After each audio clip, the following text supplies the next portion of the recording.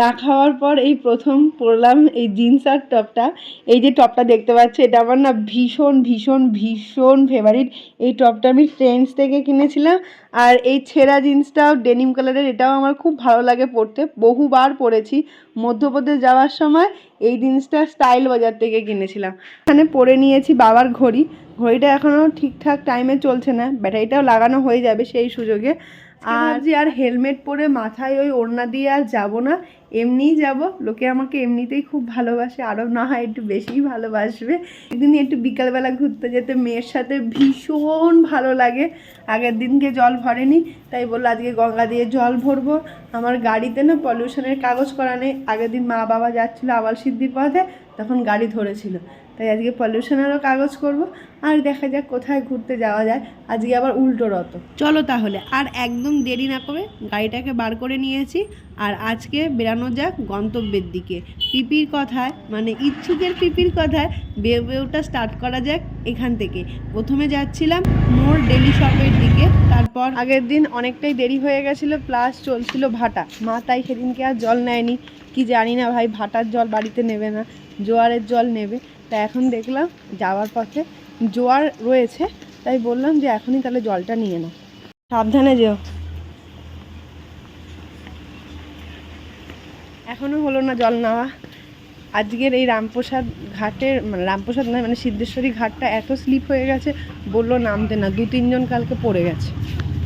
দিন যেমনটা দেখলে চিনিটা পেয়েছিলাম না, আজকে চিনিটা পেয়ে গেছি। এটার এমআরপি আছে 110 টাকা, আমরা ওই 29 টাকাতে পেলাম, তাই এটা নিয়ে নিলাম আজকে, কারণ মাসে একটাই পাওয়া যায়।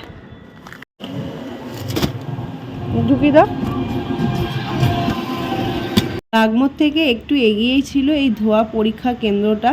এইখানে লোককে জিজ্ঞাসা করে চলে আসলাম। তারপর দেখলাম ওই যে বলিফুডটা আছে না, বলিফুডের একটু পাশেই হচ্ছে এই পরীক্ষা কেন্দ্রটা। আগে জানলে আগেই করে নিতাম, বেশিক্ষণ টাইমও নিল না, মোটামুটি ওই আধ ঘন্টার মতো।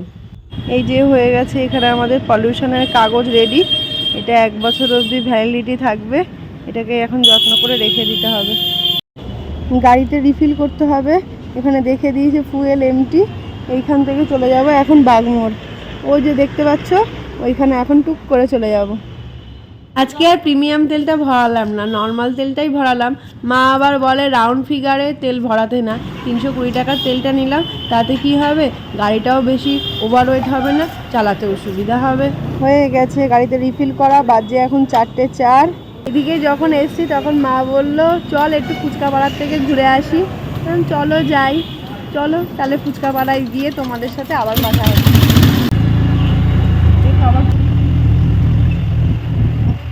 ফুচকা পাড়াতে আমি আবার সবার থেকে ফুচকা খাই না। এই যে কাকিমাটাকে দেখতে পাচ্ছ, পূজা কাকিমা, অনেকটাই ফেমাস, আর ইনি ফুচকাটাও খুব ভালো মাখায়, শসা পেঁয়াজ দিয়ে। আমার তো বেশ ভালোই লাগে।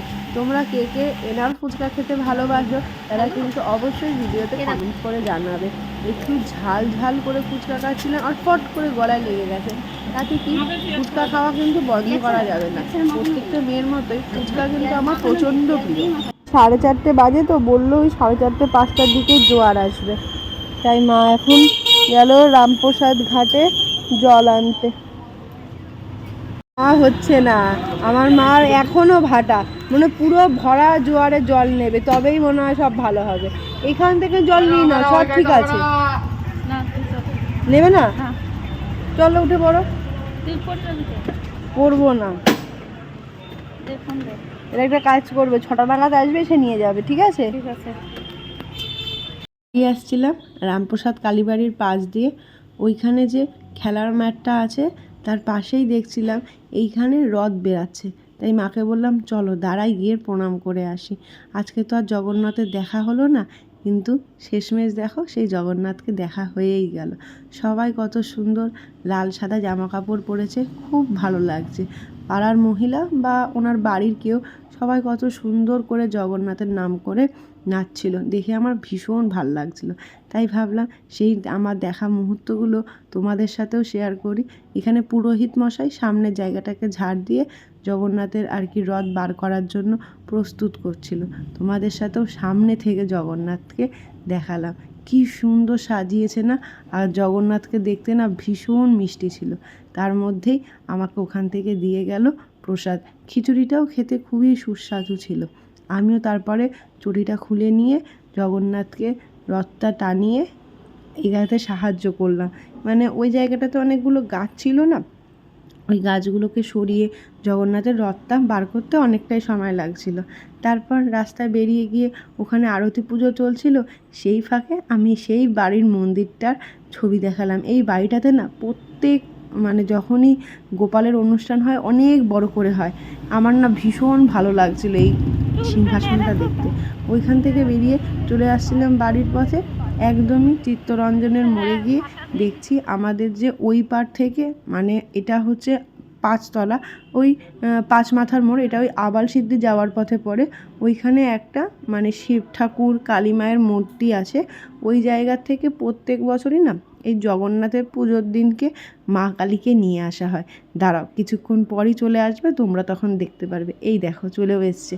মা দড়ি টানছে, আমি যেহেতু গাড়িতে চটি পরে বসা তাই আমি আর টানিনি। আমি যেদিনকে সোজা রথ যাচ্ছিলো সেদিনকে প্রণাম করেছি। এইখানে গোপাল, জগন্নাথ আর ওই যে দেখতে পাচ্ছ মা কালী, সবাইকে একসাথে নিয়ে যাওয়া হয়।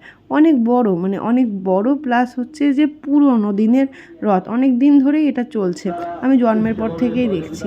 আর মা আমার জন্য নিয়ে আসলো প্রসাদ। দেখো কি সৌভাগ্য, জগন্নাথের পুরীর প্রসাদের মতো গজাও পেয়ে গেলাম। ঠাকুরকে স্মরণ করে অনেকটা মন ভরা ভক্তি নিয়ে গ্রহণ করে নিলাম। আর আজকে দিনটা অনেকটাই ভালো গেল। রথে জগন্নাথকেও প্রণাম করা হলো, মা কালীরও রথ দেখা হলো। মা কালী আর কি প্রত্যেক বছরই, মানে এটা হয় পামেলাদের ওই পারটা, স্টেশনটার ওই পারে হয়।